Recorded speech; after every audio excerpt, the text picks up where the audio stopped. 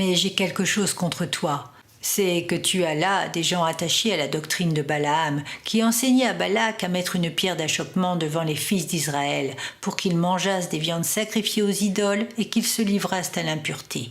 Apocalypse chapitre 2 verset 14. À cause de Balaam, Israël s'est livré à la débauche avec des femmes étrangères, ce qui l'a entraîné à adorer d'autres dieux et à s'attacher à Baal-Péor. Aujourd'hui, nos églises comptent malheureusement des hommes et des femmes qui continuent à se livrer à la débauche et à adorer d'autres dieux. Certains ont pour principe que la grâce qui pardonne tous les péchés passés, présents et futurs leur permet de continuer à vivre selon leurs désirs charnels. Cependant, la grâce, lorsqu'elle est reçue de manière surnaturelle et véritable, cette grâce qui efface le péché par le sang du Christ, nous enseigne également à renoncer à l'impiété de manière définitive et aux convoitises de ce monde.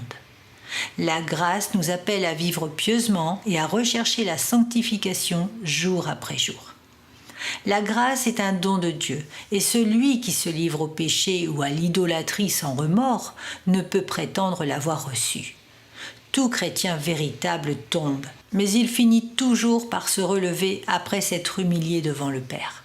Cependant, ceux qui n'abandonnent pas définitivement leur péché et qui continuent de s'attacher à des idoles de tout genre démontrent qu'ils n'ont jamais véritablement connu Dieu.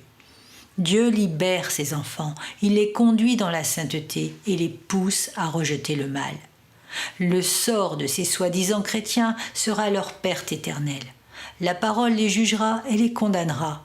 Dieu accueille tous ceux qui se repentent et abandonnent leur mauvaise voie.